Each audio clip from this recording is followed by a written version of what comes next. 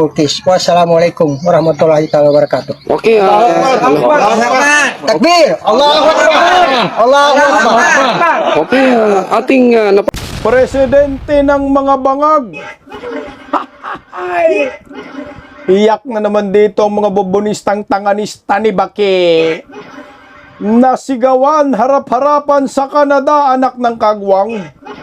At hinabol pa ng mga rallyista. Shame on you, Marcos. Nakakahiya maging Pilipino ngayon under Bangag Admin Awards. Alam nyo po ba, napansin ko talaga, no, yung mga komunistang grupo sa ibang bansa, kumpara dito sa mga komunista sa Pilipinas, magkaiba. No? Yung sa Pilipinas, pro-Marcos, pero sa ibang bansa, anti-Marcos. Ano ba talaga? Meron din silang faction no, na divide din ang mga komunista ngayon. Imported at local. Tangina, kung bunti ka na mabilaukan. Oh, ito. Ito yung pinakamagandang pag-uusapan natin ngayong gabi. Nora Misware MNLF makikialam na rin tungkol sa kaguluhan sa ating bansa. Handa nga bang banggain itong si Bobo Marcos? Patay, magandang usapin po yan. Magandang gabi po sa ating lahat. Palike po muna, pa-share, pa-subscribe at pakipindot po ang inyong mga notification bell para lagi po kayong updated sa ating mga video. Unahin po muna natin pag-usapan itong sigawan dyan sa Canada Awards. Tang inumin. Mantakin nyo. Presidente ng Republika ng Pilipinas, napahiya, pinahiya, harap-harapan sinigawan eh. Matindi ito mga Pilipino, mga PhilAm.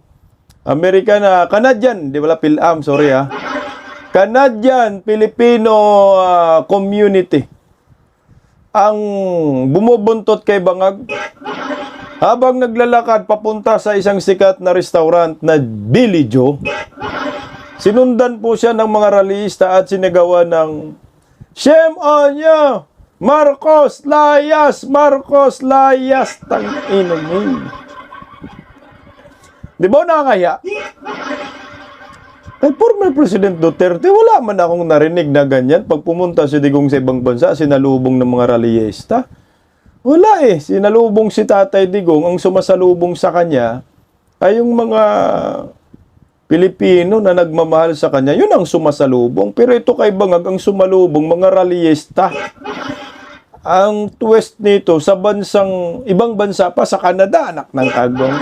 Pag sa Amerika pumunta, sasalubungin ng mga rallyista, wala na, nakakahiya na talagang Pilipinas under NGWM. Ito nang lamig dito si NGWM eh. Panoorin po natin yung rally ng daan sa Canada. Ito. Magandang hapon mga kasama at magandang umaga dyan sa Pilipinas. Narinig Tayo niyo? ngayon sa isang sikat na Filipino fast food chain sa Vancouver, Canada. Dahil nandito ngayon sa loob si Pangulong Ferdinand Marcos Jr. Nasa para Jollibee. makisalamuha sa mga Filipino crews na nagtatrabaho dito, pati na sa Filipino community.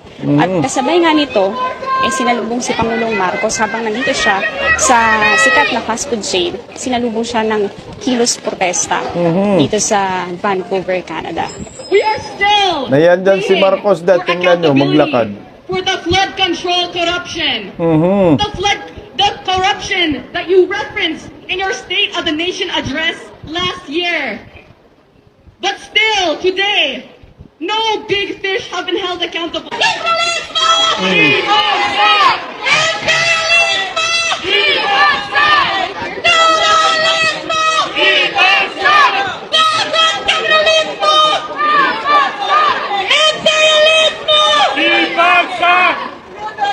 Tingnan nyo Tingnan nyo dyan sa mga komunista man yan, pero sinisisi nila si Bongbong Marcos sa flood control. Dito, hindi sinisisi si Bongbong Marcos sa flood control. Mukhang iba nga. Iba na ang ideolohiya ng taga ibang bansa. At saka dito, hindi man nila masisisi si Bangag sa flood control. Pero doon, talagang harap-harapan nila. Tsaka na mag-isang taon na sa Suna, sinisigaw mo may mananagot na big fish. Hanggang ngayon, wala pa. Ang gusto nilang malaking isda, siyempre si Romualdez, Saldico, at saka si Bungit. Oh. Ayun mga kasama, lumabas na si Pangulong Ferdinand Marcos Jr. Ganun, ng nasa Jollibee bawah, Store. Kasabay nito nagsilabasan yung mga nagkikilos protesta dito sa Vancouver, Canada. Ito, nakakahiya. Kasabay rin ng kilos protesta nila at na-event ni Pangulong Marcos, malakas ang ulan dito sa Isipin mo yan, putang ina, sinisigawan ka harap-harapan, tapos mayroong mga Canadian bodyguard ba yan? Ano ba, PSD sa Canada? Huwag nyo nang bantayan yan, hayaan mo yun, sugurin ng mga karalista yan eh. Katagalan talaga si Bangag, makuyog sa ibang bansa. Oh. Tingnan mo naman yan, naglalakad siya papuntang Jollibee. Grabe, sigaw-sigaw, harap-harapan sinigawan. Sinusundan talaga siya. Vancouver. Oh, grabe, ang lakas ng sigaw. Simpon nyo. Oh, simpon nyo. Sorry.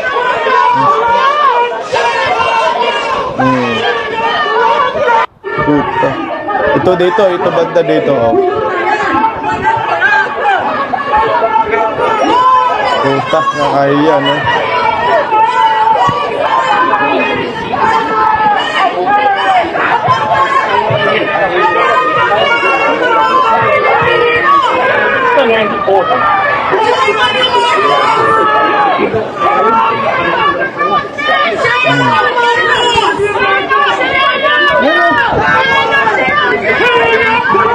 Putang ngiti-ngiti ka lang, Nyor.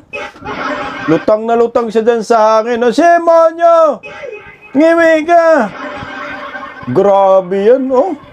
Nakakahiya maging Pilipino. Diyos ko, ang presidente, oh. Oh. Puta. Pansin nyo? Puta na, wala. Hindi siya importante dyan sa Canada, oh. Yung payong. Di ba kalimitan yan, may magdadala ng payong dito sa Pilipinas, pinapayungan siya. Tingnan mo yung payong, siya lang nagdala ng payong. Putangin naman yun, oh. Tingnan mo, papasok ng ano, wala, hindi mo siya pinapayungan. Siya yung nagpapayong sa bodyguard. Simpon nyo. Putangin na. Nakakahiya. Diyos ko.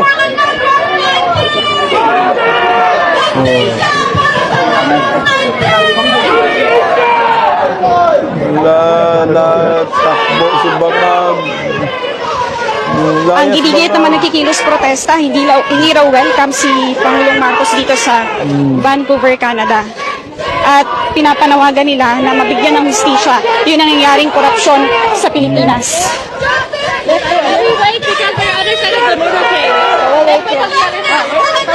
Hanggang dito sa paglalakad ni Pangulong Marcos, sinusundan siya ng mga nagkikilos protesta. Nahabol, oh.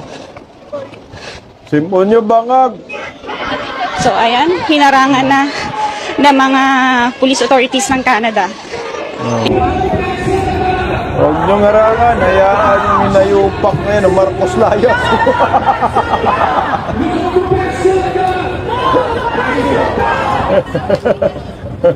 Ang inumin. Kagarating lang ng Canada na sinalubong ng rally.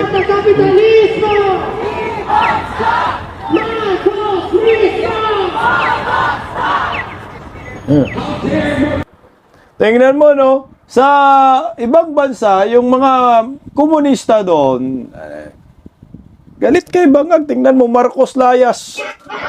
Drenowin pa mukha. Dapat nakatabingi. Pero dito sa Pilipinas, walang ganyan.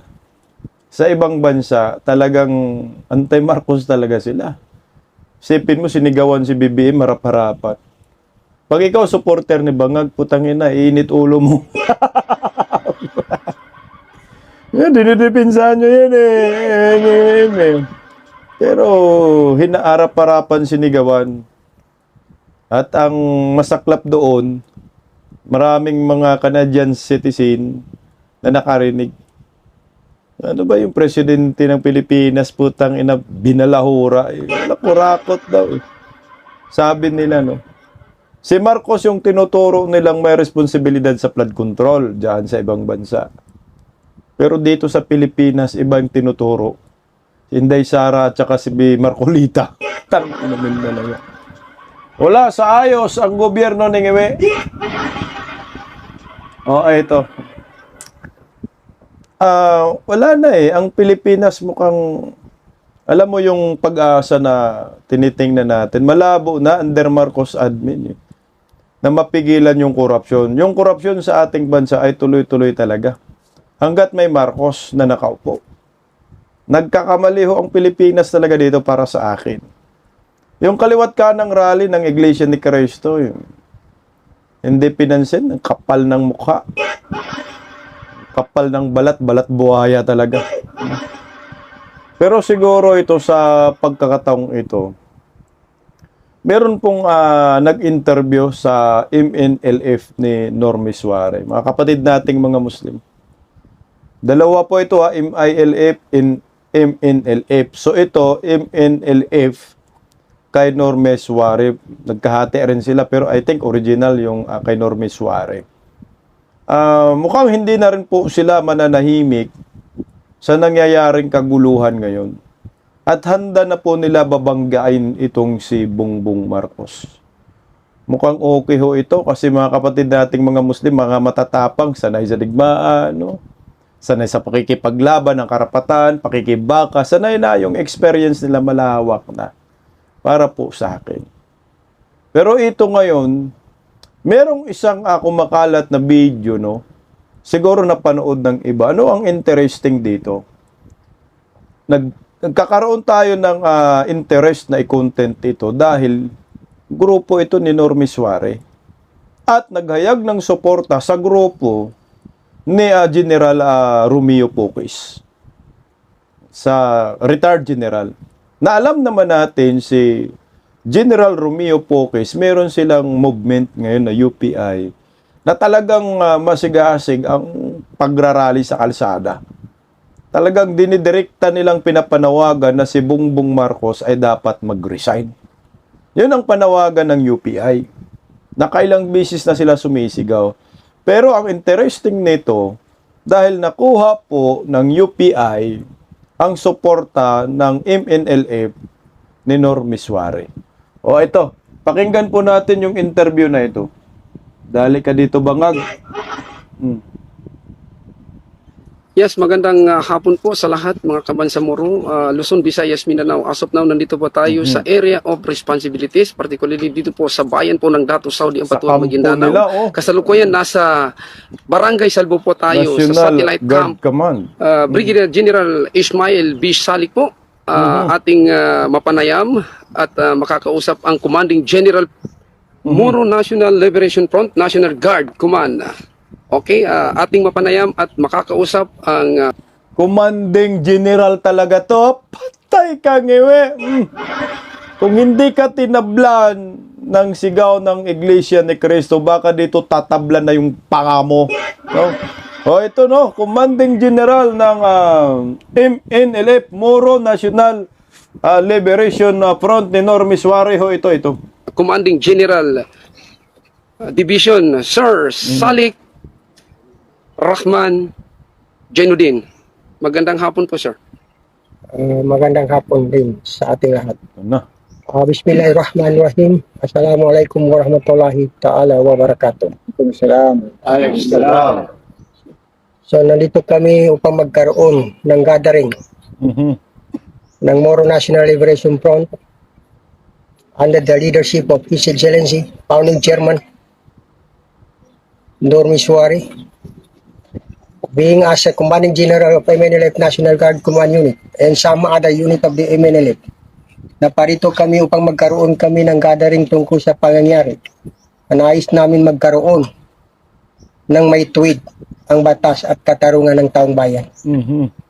So kami dito, nakahanda rin kami sumuporta sa mga kasamahan namin sa United People's Initiative Movements, UPI, under the leadership of Major General Romeo B. Poques and Brigadier General Virgilio Reyes Garcia. Kung alin man ang makabubuti, ay nakahanda kami magsuporta alang-alang sa ikabubuti ng taong bayan. So, ang More National Liberation Front at sa iba pang mga kasama namin na may malasakit sa pangyayari na maraming naghihirap sa nangyayari ngayon sa pamumuno ng administrasyon na maraming hindi maganda na ginagawa na kailangan namin matuwid ang batas at matigilan ang baluktot na pamamaraan. Kawawa ang ating mga kasamaan dito sa Pilipinas at kailangan din namin na maagang maituwid ang katarungan sa ating bayan at kahilingan ng taong bayan na dapat magkaroon ng solusyon. At itong ating mga kasamaan sa Armed Forces of the Philippines at kailangan din na magkaroon sila ng malakas na protection. Dahil alam namin na ang vision and mission of the Armed Forces of the Philippines is to protect the people and state and the integrity of national territory. Kailangan, nandyan sa ating mga leadership principle na kailangan natin yung know yourself and seek self-improvement and look out the welfare of your men. Na kailangan yung mga leader natin sa Armed Forces of the Philippines at saka Philippine National Police ay bigyan nila ng pansin yung mga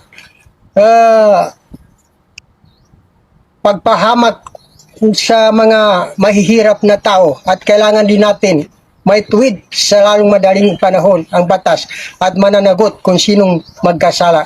Hanggang dyan na lamang at handa kami nakasuporta sa ikabubuti ng Bangsamoro at sa ating mga kasamaan sa buong Pilipinas, lalo na sa pamumuno ni Major General Romeo B. Fortis. Wassalamualaikum warahmatullahi wabarakatuh. Okay, Takbir! Allahu Akbar! Allahu Akbar! okay, ating napakinggan ang Dali ka dito, mensahe Bungit. ng Commanding Division General po ng National Guard Command. Dito po yan sa bayan po ng Dato Saudi Ampatuan, Maguindanao. Sir Salik Rahman Jainuddin. Nako, Thank you, sir. Allahu Akbar, bangag, magtago ka na. Oh, ito na, nakuha po yun ng UPI, itong MNLF, no? Tangina, malakas na pwersa ho. Ito yung kinakatakutan ni Bangag. Alam mo, kasi kung wala po tayong pag-asa dito sa sa Maynila, sa Luzon, na si Bangag ay mag-resign, mukhang may pag-asa tayo dito sa MNLF. No, na bumaba ka na nyo sa pwesto dahil maraming kawatan sa gobyerno. Inumin talaga itong Pilipinas na to, no? Delikado ka dito, Nyor. Marami pa namang mga kapatid nating mga Muslim dito sa Maynila, no, sa Luzon. Pero kamakailan meron ding nagsalita na MILF na mga leader, no? Alam ko meron din. So pag ito nagsanib puwersa, suportahan ang mga hakbang ng UPI, labanan ang korupsyon, mas mabilis makalo si Bangag. Sanay sila sa pakikibaka, sanay sila sa may isinusulong na prinsipyo. Handa po sila magpakamatay para sa bayan. Yung kanilang ang revolusyon nakikipaglaban sila, nakipagdigmaan sa militar, hanggang nagkaroon ng peace negotiation. Nagka-breakaway ang MNLF at MILF, pero pareho po sila mga kapatid dating mga Muslim. Handa po sila para sa bayan. Ayan na po ha, maliwanag yung direksyon ng commander ng MILF na sumusuporta po sila kay General Romeo Pokis adhikain. Ano ba ang adhikain ni General Romeo Pokis? Ang panawagan ng UPI panagutin ang dapat panagutin. O, ang sabi ng commander, sa lalong madaling panahon, dapat may managot, patay kang iyo. At ano bang panawagan ng UPI? Di ba sumisigaw sila ng bangag resign? Dahil sinabi ni Amy Marcos, si Bongbong Marcos ay sumisinghot o ng pulboron. Di ba sa rally noon sa Iglesia ni Cristo? Yun po ang nangyayari. Kaya kung sakali man na magiging intense na ang panawagan ng UPI na Marcos resign, bakantihin mo ang inyong pwesto para si Inday Sara maging presidente, baka tutulong talaga itong MNLF ni Normie Suare para sa bayan. Ayan po ang maliwanag. Bakit kailangan natin sila? Kasi nga baluktot ng ating bansa eh. Baluktot ng batas. Kung sino yung nananawagan na dapat panagutin ang mga kurakot, yun din ang sinabi nila. Makulong sa lalong madaling panahon, ito po yung kinakasuhan eh. Kagaya ni Senator Rodante Marcolita na kinakasuhan ako ngayon, anak ng kamuti talaga naman. O sanib puwersa na, Iglesia ni Cristo, MNLF at MILF. Makikita na natin sila sa kalsada.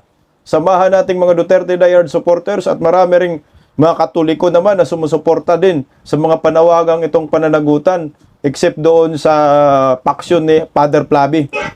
Pakinggan po muna natin itong balitang ito patungkol kay Senador Rodante Marcolita. Wala na, labo-labo na talaga tayo eh. O ito, panoorin at pakinggan po natin.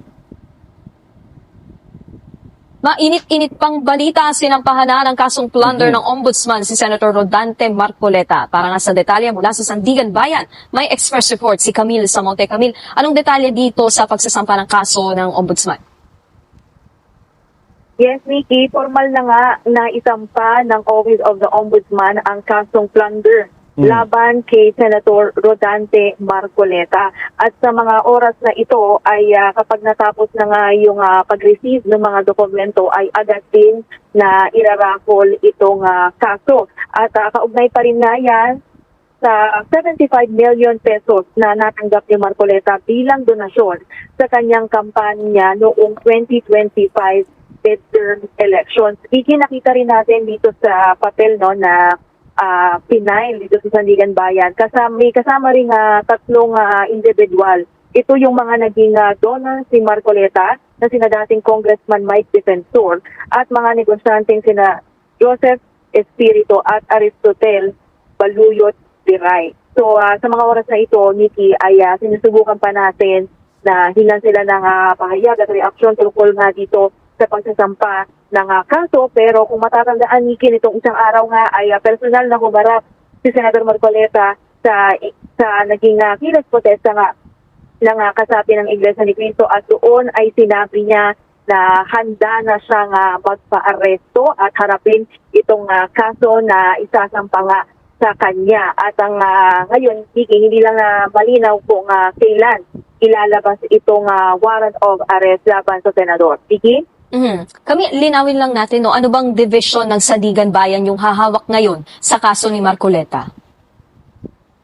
Yan, Nikki, yung malalaman nga natin yan mamaya kapag natapos na yung pag-raffle nitong kaso. Saka lang natin malalaman kung kaninong division at kung sinong mga magistrado ang hahawak nito. Pero normally, Nikki, kapag sa mga ganitong kaso ay within the day usually na ira-raffle na rin yan. So, susunod na hihintayin na lang ay kung kailan din mailalabas na itong warrant of arrest laban kay Marcoleta. Nikki. Camille, pandarumbong yung ikakaso ng ombudsman, di ba? Pero bakit? Kung ang depensa naman ng kampo nila Marcoleta ay galing naman daw sa private funds yung campaign donations. Nikki, nauna na ngang dinepensahan yan ng Office of the Ombudsman at ang iginigiit nga nila ay nung panahon na natanggap ni Marcoleta itong 75 million pesos na donation ay ay kongresista pa ng Sagip Party List at under the plunder law ay mahigpit na ipinagbabawal yung pagtanggap ng ganyang kalaking pera ng anumang opisyal ng gobyerno. Kaya sa tingin nitong Office of the Ombudsman ay clearly na-establish itong elemento ng plunder at lalo pa na hindi yan dineklara ng senador sa kanyang statement of contribution and expenditures o yung SOSE at sa kanyang SALN o yung statement of assets, liabilities and net worth. So, bagay rin naman na inamin ni Senator Marcoleta sa kanyang panayam sa media, no? So, sabi nga ng ombudsman ay yung mga ebidensya na ginamit nila para sa paghahain ng kaso ay nanggaling mismo sa bibig ng senador. Sige? So Camille, ano bang inaasahan natin for next week kaugnay nga nito ng kaso kay Oo, Nikki, dahil na next week, no, alam naman natin na magsisimula na rin itong impeachment trial ng senador at kasama din itong si Marcoleta sa mga magiging senator judges. So, hindi pa natin masabi kung pupunta pa rin ba itong si Senator Marcoleta sa Senado, lalo't may nakaambang paglalabas na nitong warrant of arrest laban sa kanya. So, yan yung aantabayanan natin dahil wala tayong impormasyon, Nikki, kung bang susuko itong si Marcoleta kasi although sinabi niya, naghayag siya na ready siya na magpa-aresto pero wala pang clear indication o mula sa kanya na or at least agreement with the DILG, no, gaya nung nangyari kay Senador Jinggoy Estrada. Alam niyo po, no, medyo malabo talaga yung kaso ni Senador Marcoleta para sa akin, no, kasi plunder eh. Pag sinabi mong plunder, yung public funds po ang pinag-uusapan dyan. Meron ka bang kinulimbat? Meron ka bang kinurakot? Ginastos? Nilustay na pera ng bayan na hindi po naaayon sa batas? At nangurakot ka ba? Kagaya ng flood control? Ganun eh. Ganun yung mga plunder case eh. Walang ganung elemento para sa akin. Pinipilit talaga nila lang ho ito para mapigilan lang si Marcoleta na lumaban sa korupsyon kasi si Marcoleta ang maingay dyan eh. Tingnan mo ngayon sa Blue Ribbon Committee, wala talaga tayong naririnig na magkakaroon ng investigasyon. Si Erwin Tulfo. Tapos si Erwin Tulfo, inaakusahan din yan patungkol sa flood control. Mali-malitang dinideliver. Kaya ang layo talaga, no? Tapos, yung issue na yan, patungkol sa campaign donation, mismong kumilik na po, na resolba na yan. At sinabi ng kumilik, wala pong paglabag itong si Senator Rodante Marcoleta patungkol po dyan sa mga akusasyong plunder. Donasyon po yan eh. Anong pakialam dyan ng gobyerno? Nag-donate. Basta nagbayad ka ng tax sa gobyerno, dahil may nag-donate sa'yo, walang problema ho yun. Legal po yun. Pakinggan natin yung leader ng Iglesia ni Cristo. Mukhang magkakaroon ng panibagong rally sila. Yung The Big One. Narito po. Ang ikinakaso kay Senator Marcoleta ay plunder na isang non-bailable crime. Sa makatuwid, ipakukulong siya at hindi pwedeng magpiyansa hanggang hindi natatapos ang paglilitis sa kanya. Sa madaling salita ay hindi na niya maitutuloy ang paglalantad o pag-expose sa mga sangkot sa pandarambong na naganap. Pero paano naging plunder ang pagtanggap ng campaign donation? Kaya, Hindi naman galing sa kabangyaman ng Pilipinas ang tinanggap niyang donation mula sa mga sumuporta sa kanyang pagkandidato bilang senador. At mismong ang COMELEC ay naglabas na ng desisyon na walang krimen na naganap sa pagtanggap niya ng campaign donation. Sinusuportahan ng Iglesia ni Cristo ang itinataguyod ni Senator Marcoleta dahil ito rin ang posisyon namin. Nananawagan kami para sa transparency, accountability, justice, and peace. Kaya, nais naming iparinig sa mga kinauukulan na kahit ipakulong nila si Senator Marcoleta, ay hindi kami titigil sa paghingi ng katarungan para sa mga kababayan natin na ninakawan. Gusto naming ipaalam sa kanila na isang injustice ang selective justice. At hindi kami mananahimik sa harap nitong napakalaking pagyurak sa katarungan na hinihingi ng ating mga kababayan. Ayan, no? Hindi daw mananahimik ang Iglesia ni Cristo at kahit ipakulong si Senator Rodante Marcoleta ay tuloy-tuloy sila sa kanilang panawagan. Alam niyo po, no, ako sa akin lang, napakita na po ng Iglesia ni Cristo yung pwersa nilang panawagan na kaya po nila maglikom ng maraming mga miyembro nila sa kanilang pananampalataya para mapuno yung kalsada. Pumunta sa EDSA, hinarang, nilipat sa Liwasang Bonifacio. Siguro nagpahinga muna sila para sa akin. Sa Lunes, malalaman ho ito kasi impeachment naman sa Lunes. Tapos kung biglang labasan ng warrant si Senador Marcolita, nako, malaking kaguluhan ang mangyayari sa bansang ito. Kapag nagkataon, edi sanib pwersa na lang, MNLF, MILF, manawagan tayo, pareho naman tayong Pilipino. Di ba ho? Pareho naman ho tayong may ipinaglalaban. Makulong ang mga kurakot. Ako, abangan po natin. Pero hindi naman yan basta-basta kasi maglabas din ng warrant of arrest.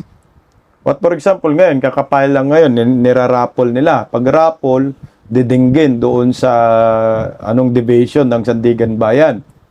Pag dinig doon, tapos magkaroon ng preliminary hearing or investigation ang Sandigan Bayan, kung makita nila may probable cause, malayo magkaroon ng probable cause.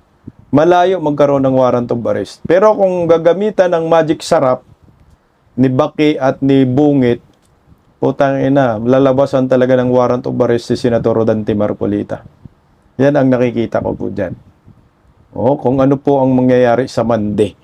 Hinintay ko po yung sagot ni Senador Marcolita sa ganun. Sa ngayon, wala pa. Ito pa po yung nakita natin. Isang Marcolita sumagot, sabi ni Paulo Marcolita, the complaint against Senator Rodante Marcolita is structurally defective, legally incompatible, and politically suspect. Naman, plunder, kinaso mo anong klaseng kaso yan?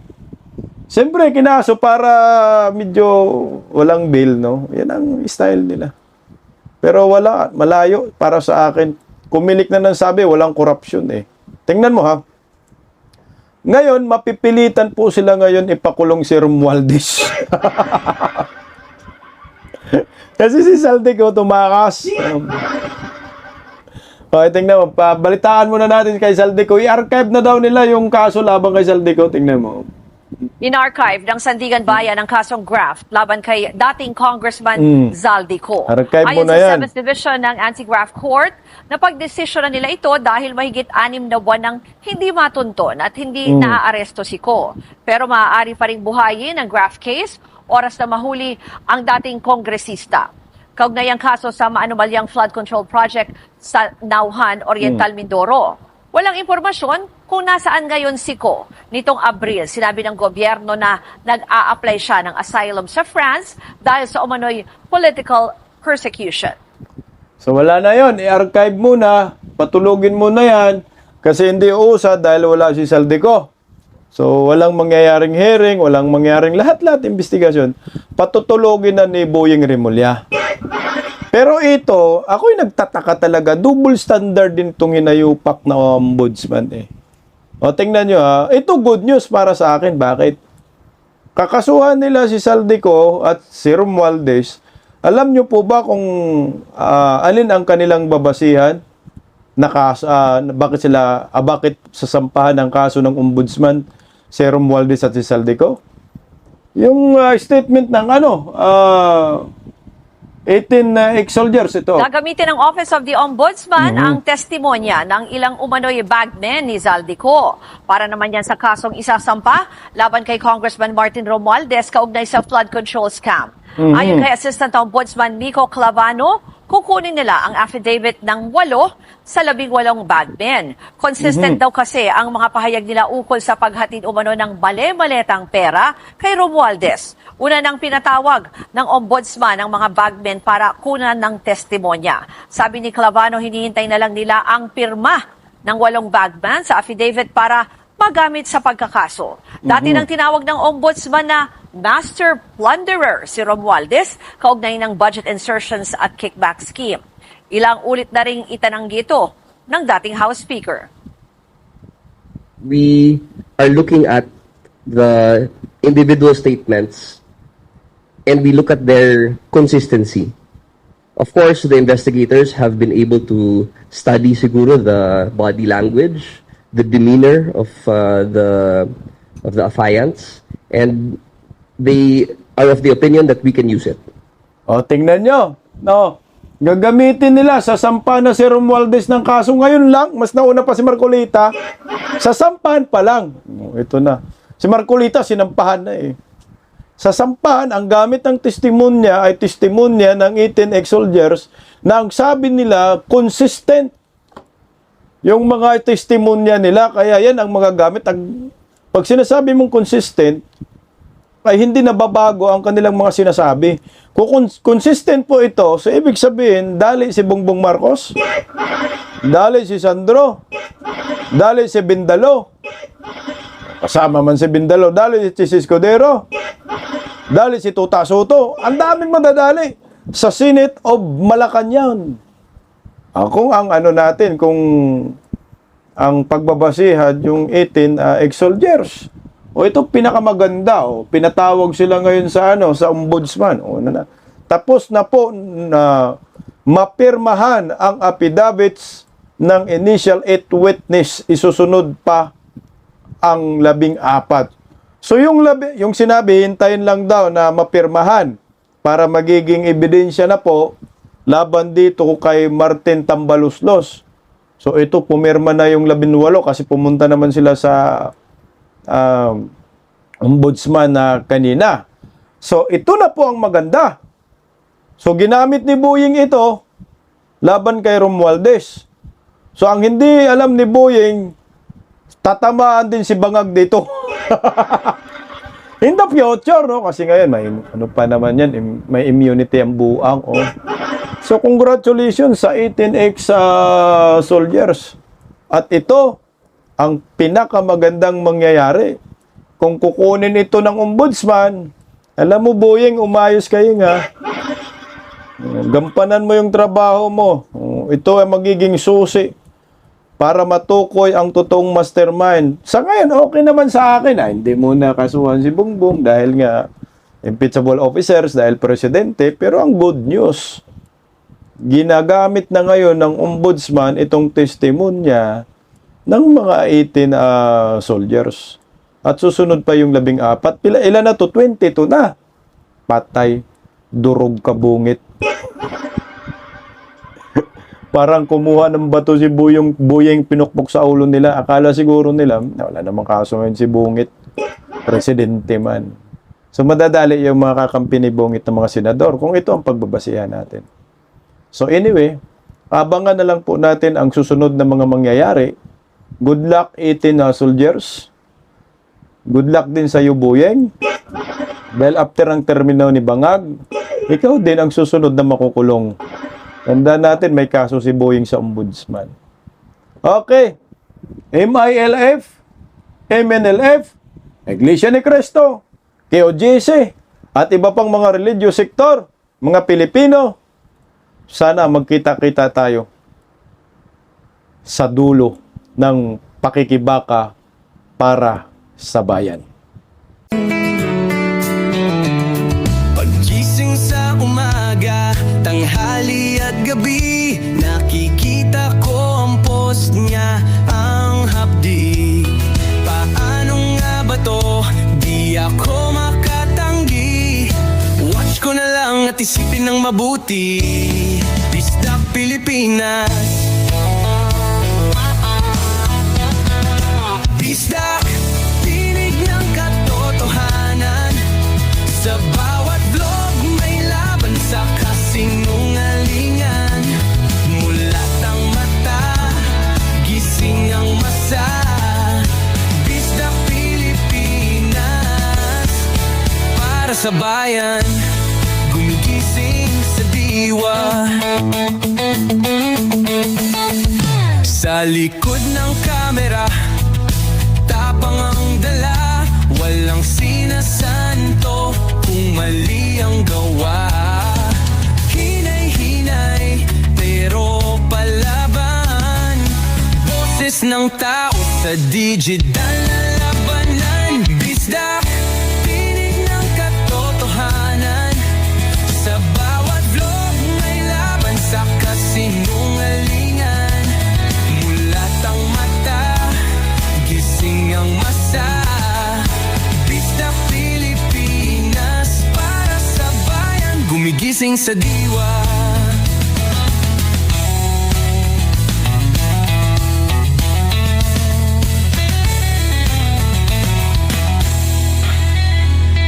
Hindi artista, hindi politiko, pero ang katotohanan, sigaw niya ay buo.